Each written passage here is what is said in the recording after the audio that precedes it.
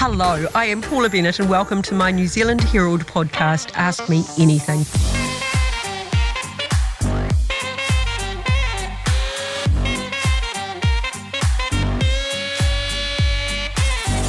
Now, one thing I've learnt in life is it's never too late to learn something new. So on this podcast, I talk to people from all walks of life to hear about how they got to where they are and get some advice and guidance on some of life's biggest questions. I am very excited, and I mean very excited about today's episode. My guest is founding member of Monty Python, Eric Idle.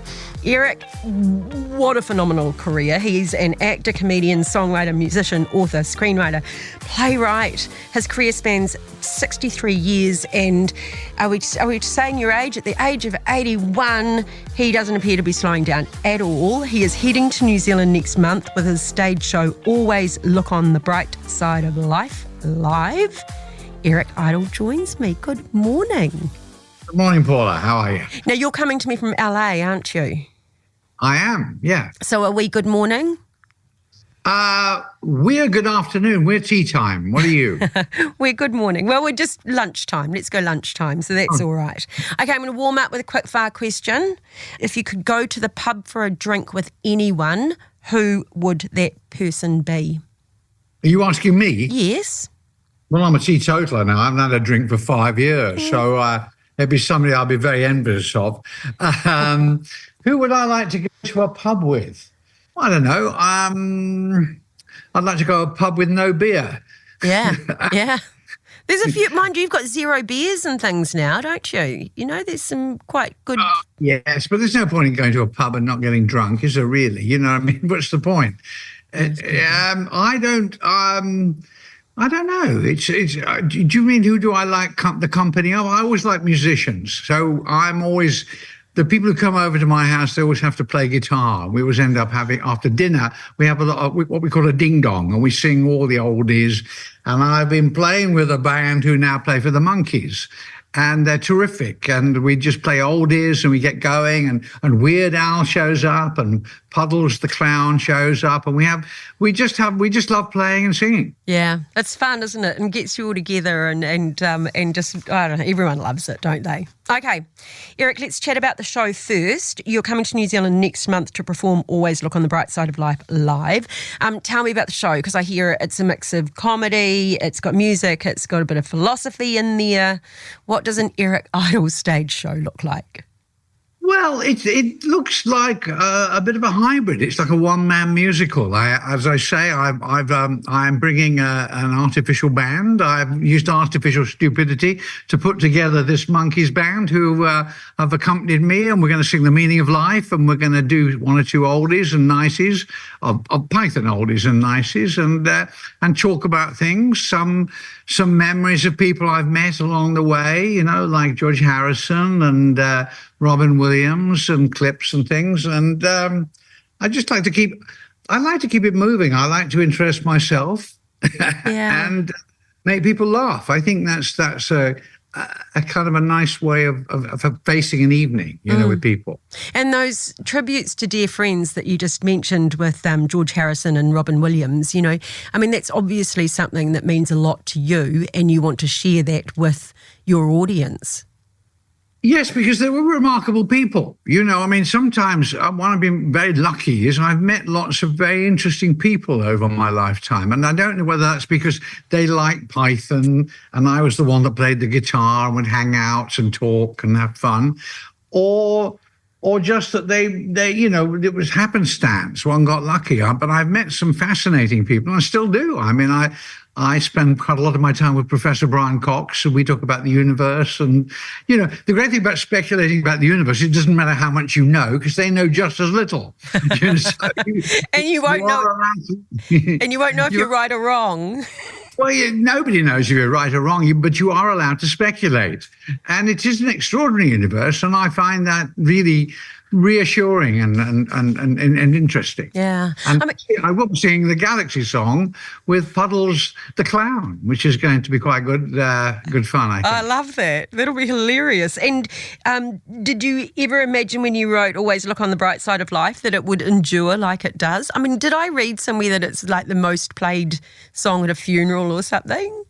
It is the most requested song for 20 years at British funerals. Wow. Which I find really kind of heart-touching. I find it very nice that people want to smile and laugh and sing along in memory of people who've passed. And they've usually requested it for their funerals. So I find that really very, very, very flattering. Yeah, that's what people want at their funeral is for their family and their friends and their loved ones to always look on the bright side of life. I want people to be really miserable at my funeral. I think they shouldn't be at all happy or reconciled. But no, I think you do. You don't want people to go, oh no, and be just unhappy. You want them to remember you in life as as a good person or a fun person. And that's, I think laughter at a funeral is actually quite a good thing, because laughter and tears are very close together. And I remember Graham Chapman's funeral when I first sang it. There was a lot of laughs, but the hardest thing to do was just actually to sing that song without crying. It was very difficult. Yeah, really emotional. And then, as you say, it's we remember with people with laughter, and you can't help but reflect on Robin Williams with that massive personality and that incredible entertainer. Yet underneath was a flawed and tormented man, as we discovered. And for many, it was a shock. But we're not one-dimensional, are we? Not at all. And it was a big shock with Robin because, of course, we didn't know and he didn't know that he had this thing called Lewy bodies disease, which makes you very paranoid and depressed. And we were doing O2 at the time, and I kept saying to him, come on, we want you on stage. I've written a bit called Celebrity Blackmail. I want you to come on with a bag on your head and people have to guess who it is. And he said, no, I don't want to be on stage. And I should have twigged at the time. But of course, we were producing, I was directing the show, we were on stage. And I never really associated that with him being in danger. Of course, that's what happens with suicides, because they hide their depression. And it is a way out of real torment. Mm. And even if we managed to save him at the time, he could only have been locked up in a straitjacket. So now there are becoming treatments for it. But so I think it is the funniest and most giving man in the world ends up like that. You have to think very deeply. Oh, that's really sad and tragic. Yeah, really, really sad. And so George Harrison literally mortgaged his home, didn't he? George did the most incredible thing I think anybody's ever done. We couldn't.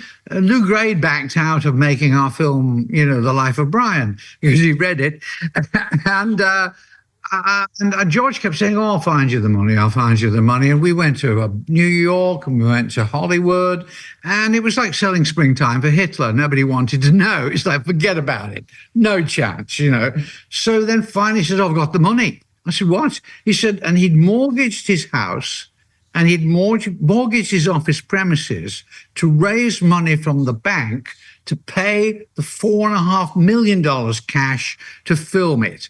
And I think a lot of our guys didn't really know that. They were saying, oh, well, the Beatles always have plenty of money. But actually, no, that was the last throw of his dice. He put everything, he moved all in on that film. And when you think about that, that's an extraordinary thing to do. And that's the sort of guy he was. It is extraordinary. I mean, it's not just giving your own money, you're literally borrowing money. You're putting your property on the line, borrowing money from the bank, and without a qualm, because he wanted to see the movie. Yeah. It's just, wow. And what a genius, as you say. Incredibly talented man, obviously, but then what a genius to know what Life of Brian would be. He knew. Absolutely. I don't think he even particularly read it. I mean, I think he just wanted to see the next Python movie. Wow. I mean, I think it was an act of love and an act of trust and an act of sheer...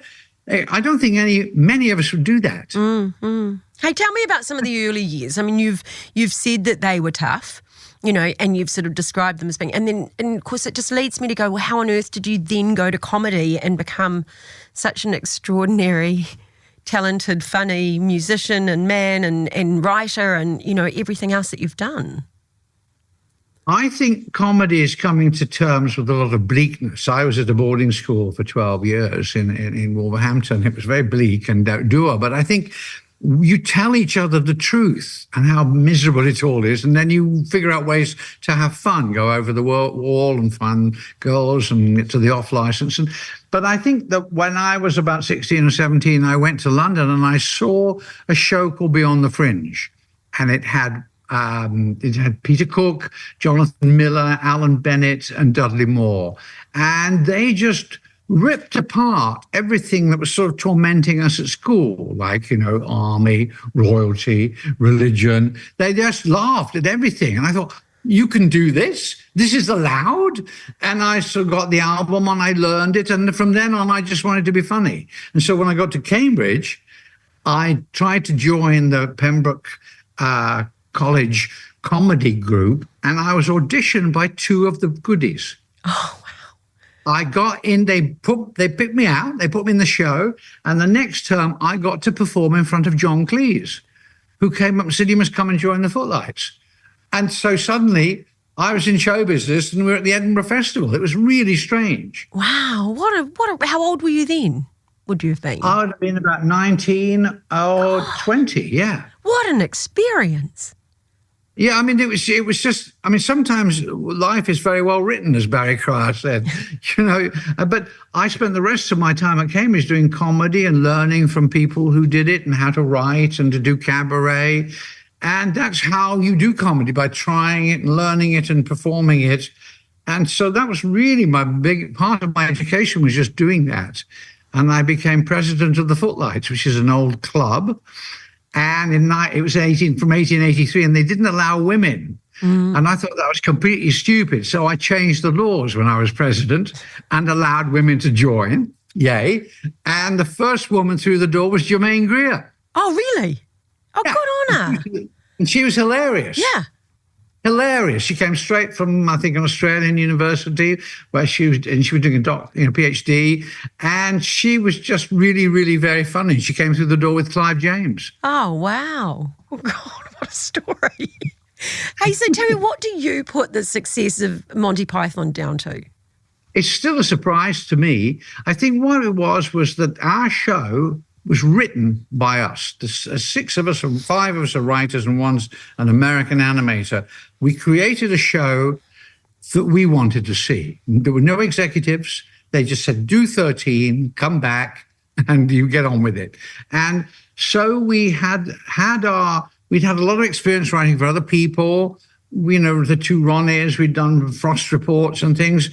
So we made something that we wanted to see, and we messed about with the audience. We would do strange jokes on them. We pretend it's a pirate film starting. It was the wrong program.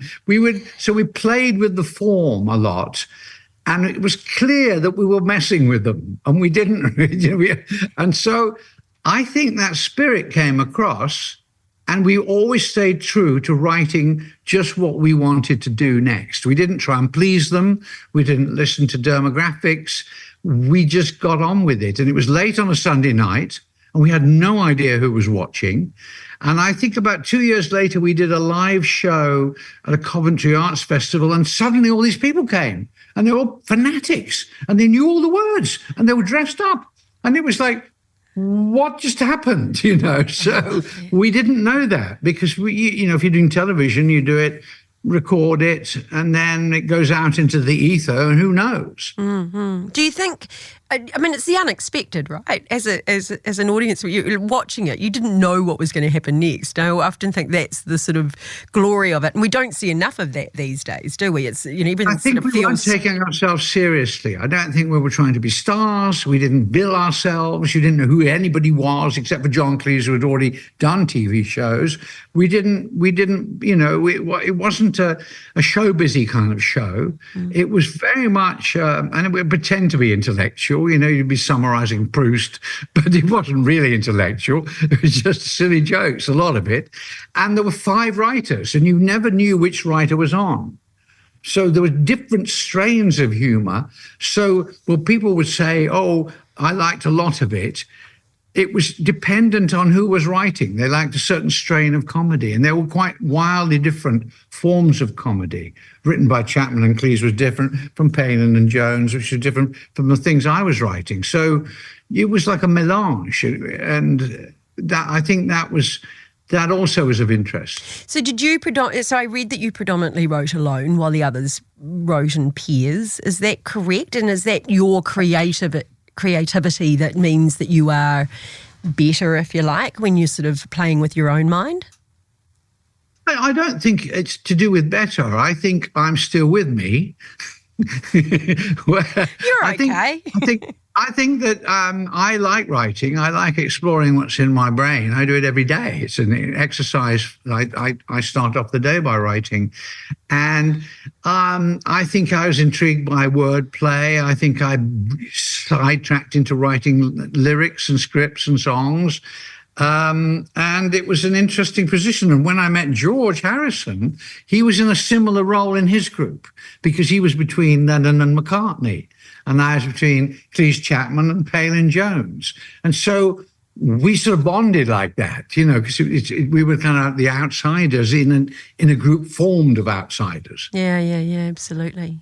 You've had pancreatic cancer a few years ago and you didn't tell anyone about it. Do we overshare these days? I mean, God, it feels like every celebrity needs to tell you everything that's going on with them. I didn't because, first of all, obviously your family knows and you're relieved to be over it. And then I think I just didn't come out with it until I think I did the Masked Singer. And I thought, they asked me to do it. And I thought, well, I wonder if I can still do this because, do I have any energy? And so when I did that and it was time to sort of do a bit of publicity, I thought, it's time I spoke up and said I was fortunate to survive this. It is survivable and it can bring optimism and hope to people who are also in similar positions and, also do a bit of good work raising money and consciousness about it because we can now test it. You can get it from blood tests. And it was very early on, and I had a brilliant doctor who spotted it through a blood test. Wow. And I was very fortunate. Yeah, but what a strong message you gave out there. You were right. What a strong message to either those go and get tested or if you have got it, life is not necessarily over. It's a big life ahead of you. I think it was a big deal for me. And I think it was a smart decision. I think it was a good decision. Only good came from it. And I do go every year and I meet all these survivors and they are a growing number and the percentages of the survivors are growing. And I really like that. I think we can conquer these things because we're a very smart species. Now, so you live in LA, as we've said, and you've been there for like 40 years, is that right? I've been here 30 years, but I do spend my summers in Europe if I possibly can because I like it. Yeah. So what made you move to America? I think, first of all, we had a kid and she was getting to be 3 or 4 and you have to put them in school. And I couldn't face 16 winters in St. John's Wood of rain and cold. And my wife's American. She's from Chicago. And we thought, well, I like the idea of California. It's a beautiful place, So it was a good decision. I mean, it's much nicer to drive your kid to school in California than it is in St. John's Wood, really. And we also had to make a sort of interesting choice between do we bring up an English girl or an American girl? And I thought that, American girls were state of the art at the time. So, and by the way, I don't think we'd make that decision today because of all the guns. Oh, really? That was not a problem then, but it is a problem now. And the idea that you should be fearful of taking your kids to nursery and kindergarten because somebody might kill them is absolutely insane. Yeah. And horrible. And very real, right? I mean, we very, very real. They're taught safety procedures, and that's very scary. And that's not freedom to own rifles. That's insane. Yeah. 16-year-olds with deranged 16-year-olds should not be allowed to possess military-grade weapons. Yeah, and I mean, you've got elections coming up this year, of course. Can you see change in the horizon, or do you think that it's just a trajectory of that level of American freedom and my right to bear arms, and there being any kind of I can't see it changing? I don't disagree with you. I'm not American. And I don't get a vote. So I am coming to New Zealand during the election. But I do think that the gun in American history is an iconic thing that captured the West. You know, the Remington, the lawman, the gun is a very plays a strange and powerful position in their image of themselves, and this has got somehow modelled up with freedom. I mean, you really wouldn't want, a 16-year-old to have a nuclear weapon, would you? I mean, there's no limit to how much. So I think there's got to be a point at which you say, this is insane. We're killing kids. And I think that's the point. I mean, it happened in Australia, didn't it? They stopped it overnight. It happened in Scotland. They stopped it overnight. But I think in America, I don't think you have that sensible appeal. You see all over Florida, they say, you don't take my gun from me, you don't take this and that and the other. I don't think that's a freedom. I think that impinges on the liberties of other people to stay alive. Yeah. But isn't politics like bonkers at the moment? I mean, imagine if you were doing a Monty Python skit on it. I don't think you could have been ludicrous enough. And I never thought I'd say that about Monty Python.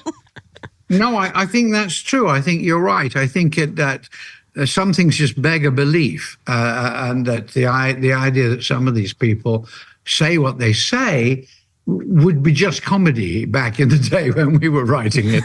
And you say, no, that's too far. I don't think they say that far. But, I think there are comedians now who call it out. So I think comedy is about being young.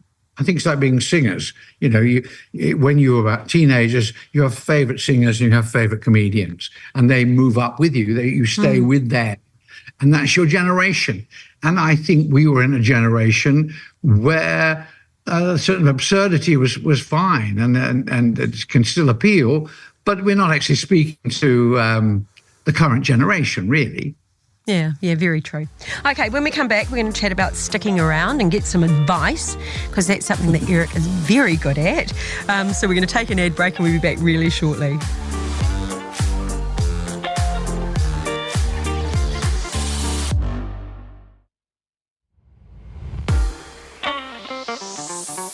Okay, we're back with Eric Idle, and I want to get into your incredible career, and I think the key to longevity. I mean, we see so many come and go, and you have reinvented yourself continuously, music all the way through. I mean, you've been in showbiz since 1961, so what keeps you going? Why do you love it? I think it's a fascinating métier. I think why people like things. And I think, of course, you get involved with longer and longer form things. I got suddenly into the musical. Spamalot led me into a whole other world of which I found fascinating. You have different problems to solve. And in fact, they're just publishing my Spamalot diaries, which I discovered last year. I'd forgotten completely. And then we read it and going, oh my gosh, because what's nice about a diary is your day to day, you don't know it's going to become a success.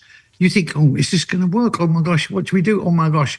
And so there's a sort of tale in it, which I find is actually quite interesting, because until we hit the audience in Chicago, we don't know if we're funny. And we certainly don't know how they're going to embrace the show and love it. And last year, I got the very great, wonderful delight of seeing it again on Broadway.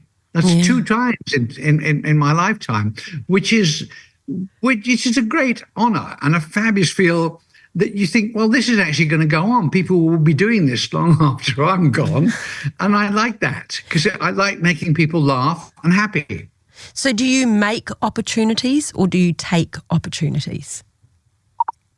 I don't quite know. I mean, I write. I've been working on a book for 5 years. I pick it up, I throw it away, I pick it up.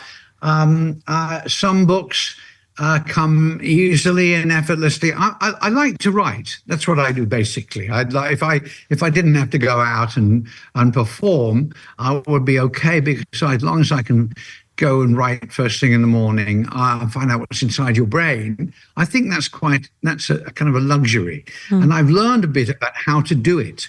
And so you pick up a few tips and what you need, and you meet wonderful people like Mike Nichols, who's in throughout my diaries, who is the most inspiring person I've ever worked with.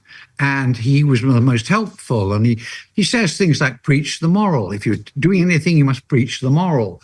You must, there's so many tips and things I learned just simply working with him. He said, the musical, the three most important things are the play, and the play. And that's also fascinating to me. It isn't about a bunch of songs put together. Everything has to develop the story, the plot, because narrative is how we teach each other or tell each other about the world we live in. Yeah, that's storytelling. Storytelling, absolutely. Yeah. And you're taking me along as an audience member, and it makes sense to me if you've actually got that narrative and I understand it. Yeah. And I even do that on my stage show. I try and make it about a couple of things I'm interested in. One's the meaning of life, which I sing the song about and then talk about.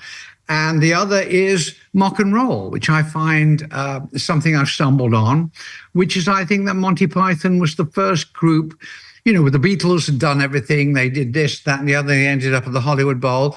Well, Monty Python became the first group to become mock and roll.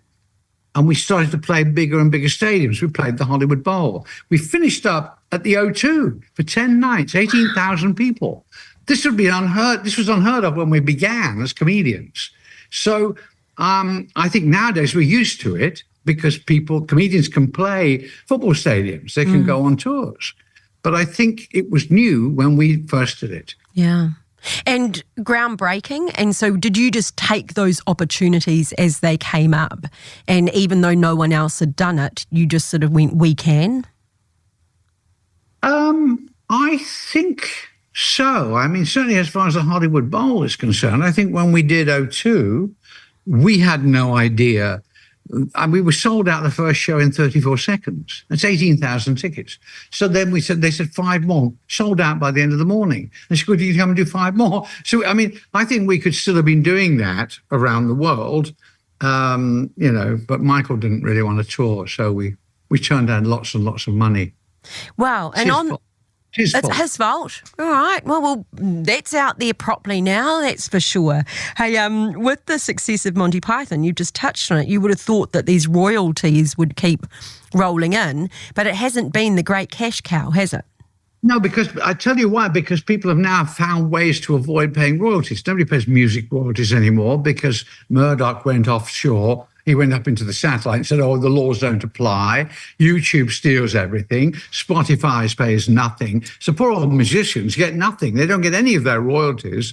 And even so, then once you've got the streamers like Netflix, they don't tell you how much money they're making or how many people are watching. They just take it. So you've got a few billionaires and it's not being spread around. And I think that's something that the next lot need to sort out, really, because a lot of it's theft. Yeah, it is. And certainly we've had some big artists that are speaking out and actually developing their own platforms so that they can and see it happening. But, man, it's Taylor Swift, God bless her. Absolutely. I think she deserves everything she gets because she's been so brave and courageous to go and say, no, I'm going to re-record all my songs. You cannot take my music. You may not do this. And I think that a few more people need to come out about that because they're not. I think that one of the metaphors for show business is the goose that laid the golden egg. And if you don't feed the goose, you don't get the golden eggs. I think you have to, it's just a little bit of corn, but they need some incentivization to make sure that their work is rewarded. Yeah, and equally, and it is related, is, because those platforms are they're more or less cowboys and writing their own rules as they want to. And certainly we in New Zealand have been very focused on trying to put some limits in place because some of the content that they're doing, recording people live, shooting someone, like how obscene. And as we know, unfortunately, there's people that will go out there just to be seen. And, to not have any controls, I think, is something that society needs to start getting its head around.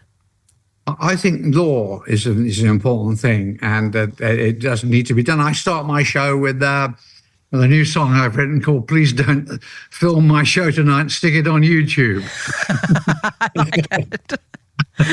Yeah. Because they do. And the point is that's just completely unfair, because you can't just, and then YouTube say, oh, you've got to come and complain about it. Well, that's completely wrong. They just get rid of all of responsibility, and people can come and put it on and start getting money from your show. Well, that's wrong. That's plain flat out wrong. Yeah, it is. It is. But the answer to it is going to be people like Taylor Swift and others like yourself standing up, calling it out, and making a difference. And law. Yeah, absolutely. So do you prefer live to recording, or, do you like the live show? What we do in the evenings, we have a lot of musicians get together and we have a ding dong. So I love that. That's my most happy. We just play oldies and we play and sing along. But doing it, and I'd love to do that sometime with a band. But I've only got I've used artificial stupidity, and I have a virtual band, and they're on screen, so they come with me, and they're the Monkeys band, the people who played with the Monkeys. So they're kind of rather nice, and they play very well. So I play along with them, so it's quite nice. Yeah, I absolutely love that. So we're expecting you in New Zealand in just a few weeks. How long are you here for? I'm not here very long. I do 3 gigs, I think, and then I do a tour. I got to go to Hobart. I've never been. I go to Tassie, and then I do a tour of Australia for most of November, and then I go and see my son who lives up on the Sunshine Coast. Ah, that's awesome. Okay, so a last piece of advice then from you. You've been married, I read, 43 years. I've been with my current wife 47 years. Have you? And as I say in my show, I gave that woman 2 of the best years of her life.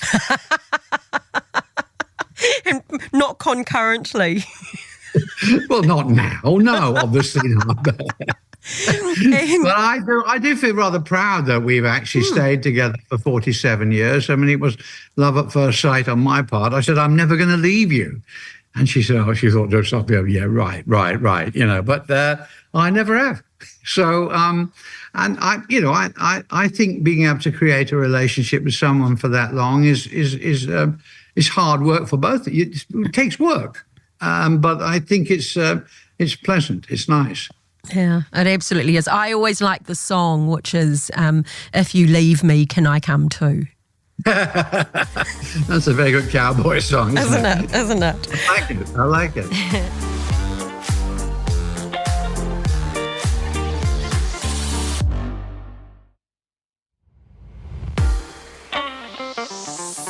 And our parting segment on the podcast, I would love to know, what do you think is some of the best advice that you were given?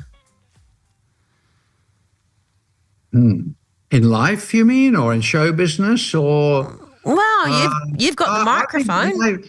My first agent was called Roger Hancock, and he was the brother of a comedian called Tony Hancock, and his only advice was be available. And I thought that's rather good advice. You be open to other things, just be available.